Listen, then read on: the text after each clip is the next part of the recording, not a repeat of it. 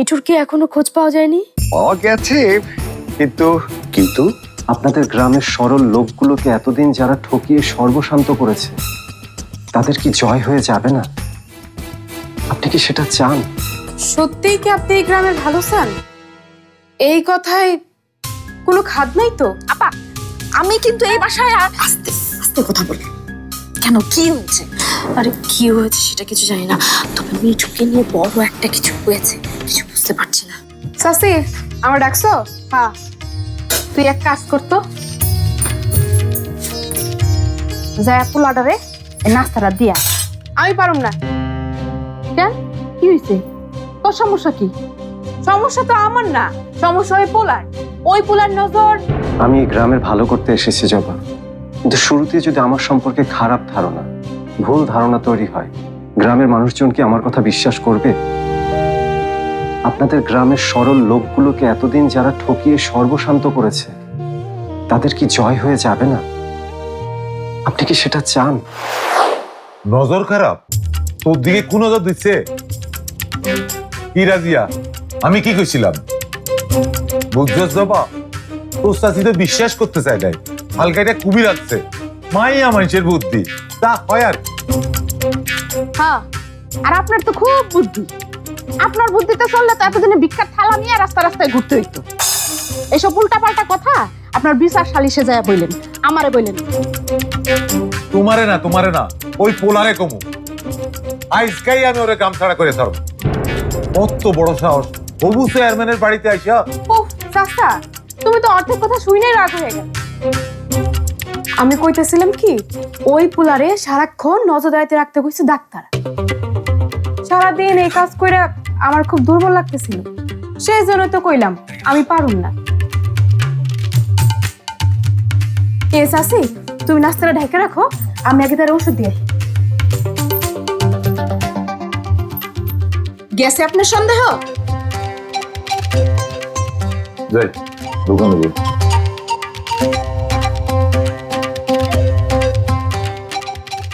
না না মা, এখানে আমার কোনো সমস্যা নেই। ও, তুমি যার কথা শুনেছিলে ও জবা, এখানে ওই আমার খেয়াল রাখছে, রাত ভর আমার সেবা করেছে। এখন আমি একদম ফিট। মা জানো, জবা না কি করে এক রাতের মধ্যে আমাকে সুস্থ করে ফেলেছে। রাতে তো আমি জ্ঞান হারিয়ে ফেলেছিলাম, আর এখন আমি একদম ফিট, একদম অদ্ভুত না মা? হ্যাঁ, এমনই তো লাগতেছে। মাগার একটা মাইয়া রাত ভর তোর ঘরে আছিল, বাড়ির লোকজন কিছু পায় না কে? কি বলবে মা, এরা না সবাই খুব ভালো। এই গ্রামের মানুষগুলো খুবই সরল। মনে হইতেছে গ্রামে গিয়া তুই ফুর্তিতেই আছস। এই যে আপনার ওষুধ। মা আমি রাখি, ওষুধ খেতে হবে। শোন মিঠু,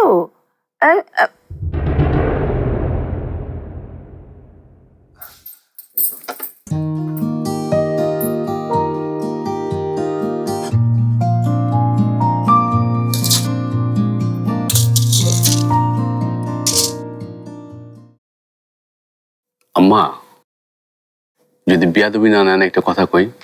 গেলি রে মিঠু, গেলি।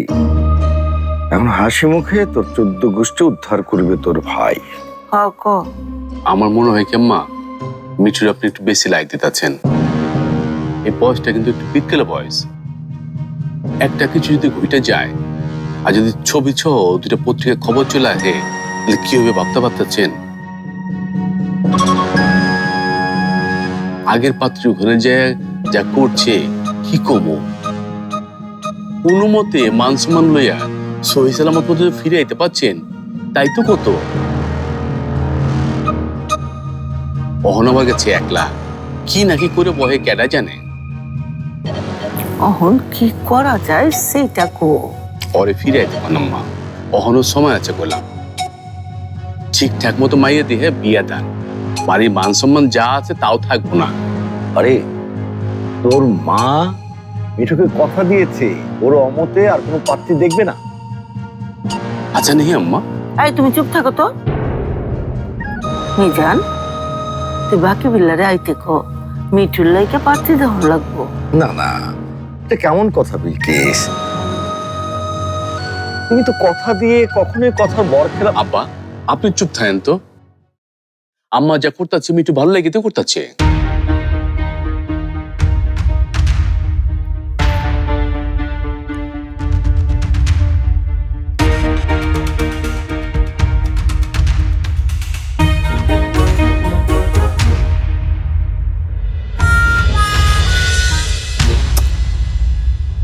আপা ওরা তো কেউ বের হচ্ছে না। আরে তাই তো দেখছি রে, আর কিছু শোনাও যাচ্ছে। আচ্ছা দাঁড়া দেখছি। আরে যাও যাও যাও।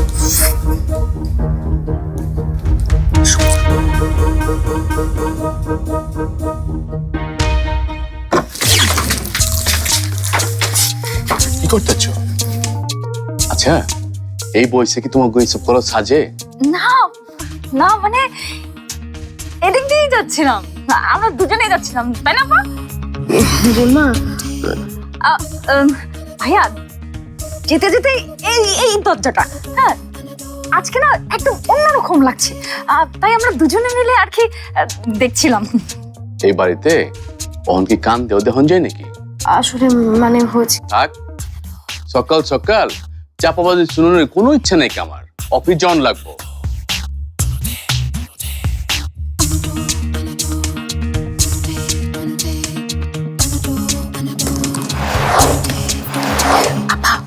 ভাইয়াকে জিজ্ঞেস করো না ভিতরে কি হচ্ছিল।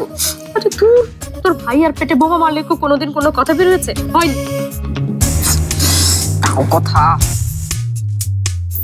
চাচি আপনার জন্য কত কষ্ট করতেছে আপনি কি জানেন?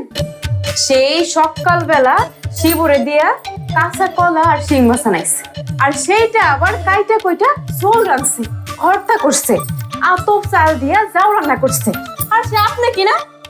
তাই মিয়া তাকে তো মানা করছি না আপনারে, আবার টাকায়। এখন যার সাথে কথা বলছি তার দিকে তাকাবো না তো কোথায় তাকাবো? কথা শুনবেন কান দিয়া, চোখ দিয়ে দেখার কি আছে? খাইতেছেন, নজর থাকবো সেই দিকে। বুঝলেন, আমাদের পুরান ঢাকায় খাওয়া বেশ রইছি ব্যাপার। আমরা না হুটহাট করে একদম খেতে পারি না, সব সময় একটা আয়োজন ব্যাপার থাকে। আবার আয়োজন করে খাওয়ার কি আছে? ভাত বাড়বেন পাতে আর খায় নিবেন, শেষ। আরে না না, ব্যাপারটা আপনি ঠিক বোঝেন নাই। আমরা যখন খাই সবাই একসাথে মিলেমিশে খাই, ওই আয়োজন ব্যাপারটা থাকে আর কি।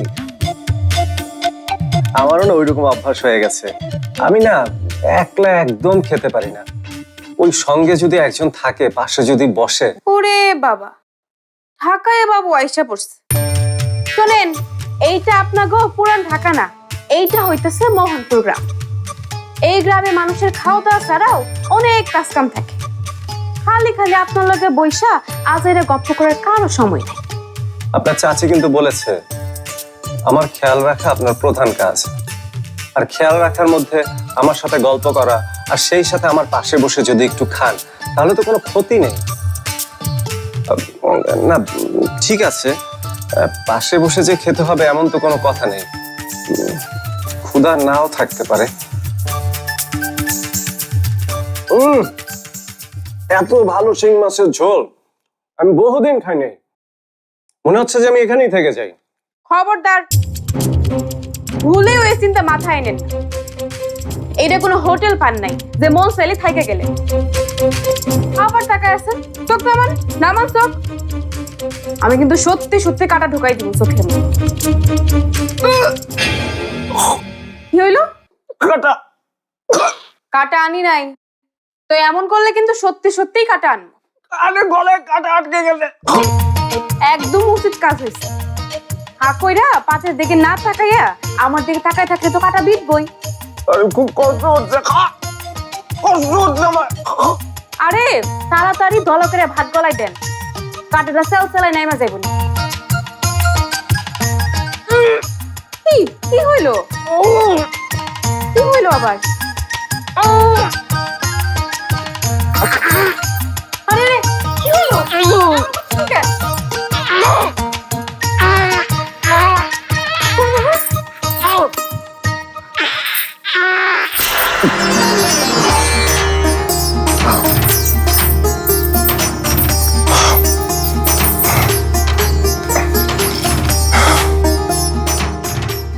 আর কই যাচ্ছেন? আমার কাটা তো নেমে গেছে। আরে না না, এত সহজ নাকি আমাকে রিজেক্ট করা? আমাকে রিজেক্ট করলে কোম্পানি কোথায় গিয়ে দাঁড়াবে সেটা ওরা ঠিকই জানে। আজকেই সেটা উপর থেকে এক পা হয়ে যাবে না। শোনেন মিয়া, এই মিজান হাঁস খেয়ে এত বড় পজিশনে আসেনি। পরিবারের চেয়ে আমি কাজকে বেশি ইম্পর্টেন্স দিয়েছি। এই যে বড় দেখে যে জঙ্গলটা, এটা যে কোম্পানির আন্ডারে আনলাম, এটা আমি ছাড়া কে করতে বলুন?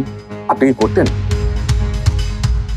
শুনেন, কাজ করলে আপনাকে রিকগনিশন দেওয়া ছাড়া আর উপায় আছে নাকি? হ্যাঁ, ও দেখেছে। হ্যাঁ হ্যাঁ, আমি আসছি।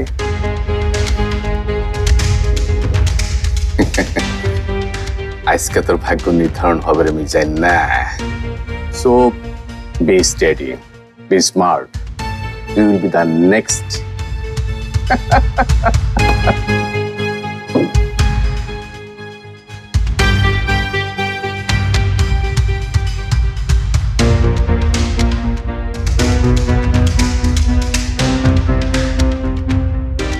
CEO.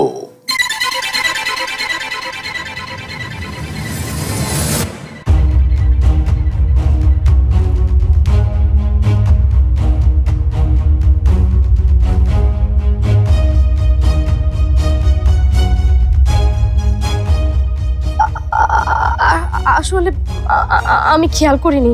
চক্ষু দুটা কি আচর লাগে বাইন্ধে রাখো যে খেয়াল করো না কে? তুমি মুখটা ধুয়ে এসো, আমি নাস্তা আবার দিচ্ছি। নাস্তা কেন? কাচ্চি বহাও, দুপুরে খাইয়ে বেরোই, আর অফিস লাটে উঠো। যত সব পরে বয়ে খাও তো দুনিয়া কিছু টের পাও না। আজকে আমার অফিসে জরুরি একটা মিটিং, আর আজকেই তোমার নাস্তাই না এই কামটা করতে হইলো।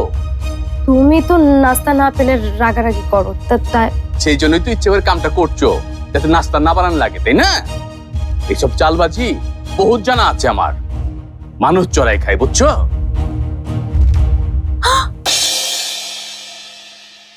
ভাইয়া কি মুখে ব্যাগ মেখেছেন?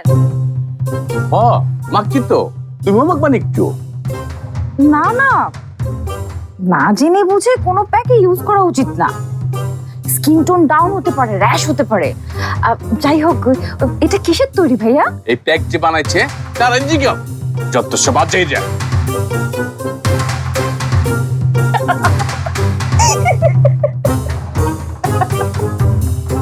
কাহিনী কি?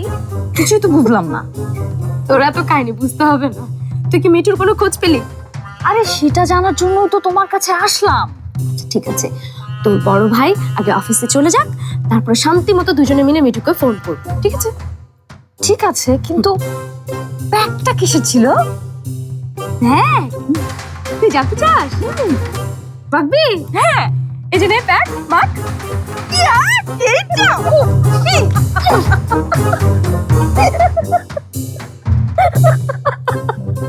কি আবার মেশিন নষ্ট হয়েছে? মানে এ মাসে তো 2বার নষ্ট হলো। এমন হলে তো মিল চালাতে পারবো না। এখন তো মনে হচ্ছে যে 2টা গরু কিনে গানি ভাঙ্গা সরিষার তেল করলে ভালো হতো। না না, তোমার কিছু করতে হবে না। দেখা গেল যে এটা ঠিক করতে গিয়ে আরেকটা নষ্ট করে ফেলেছো। 2 দিন মাত্র নজর রাখিনি, তাতে সবকিছু নষ্ট হয়ে বসে আছে। ঠিক আছে, আমি আসছি। হ্যাঁ আসছি, রাখি। এভাবে চলতে থাকলে ব্যবসায় লালবাতি জ্বলতে আর বেশি দিন লাগবে না।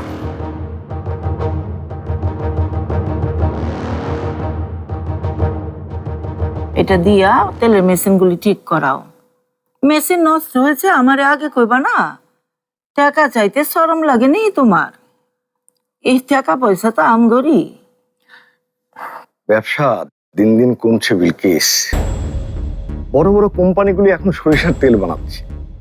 আরে বেটা, তোরা পত্রিকা বানাচ্ছিস, চ্যানেল বানাচ্ছিস, বানা।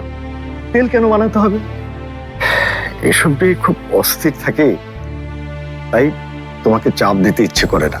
চাপ দিতে ইচ্ছা করে না নাকি ভয় পাও? না না, ভয় কিসের, ইচ্ছেটাই। ইচ্ছা না করলেও দুনিয়ায় অনেক কিছু করণ লাগে। এই টাকাগুলি লিয়া মেশিনগুলা ঠিক করাও। বুড়ো হয়ে গেছি বিলকিস বেগম,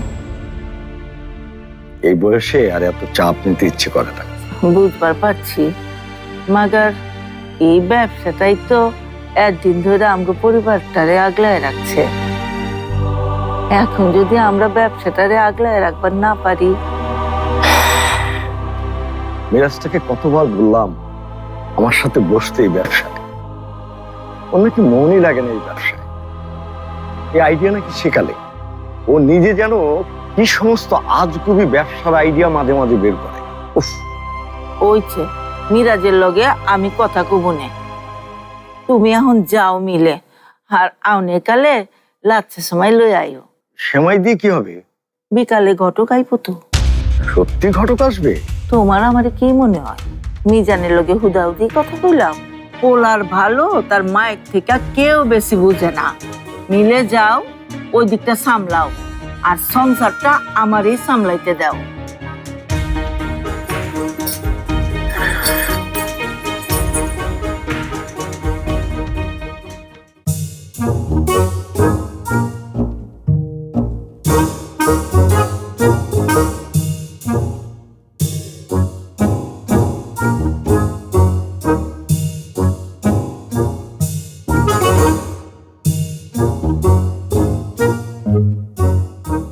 এই কি করছো তুমি এখানে?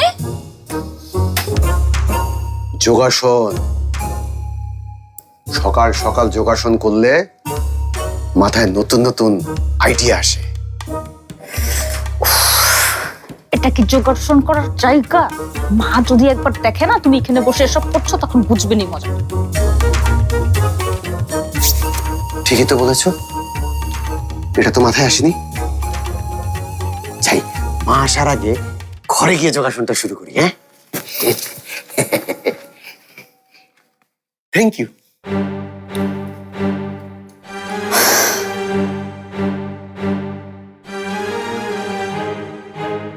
এই রিমা, এ তোর বড় ভাই হচ্ছে অফিসে গেছে, তুই একটু মিঠুকে ফোন দে না এখন। ওমা, কি রে, তোর মুখটা শুকিয়ে আছে কেন? কি হয়েছে? তোর মিরাজের মতো একটা জামাই থাকলে না জীবনটা এমনি শুকিয়ে খড়খড়া হয়ে যায়, আর তুমি আছো আমার মুখ নিয়ে। তারক,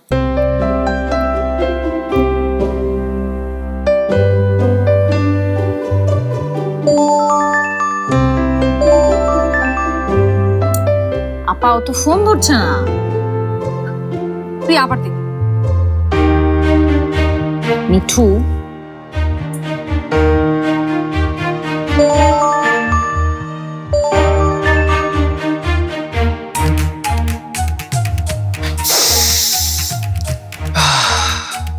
গ্রামের বাতাসটাই অন্যরকম।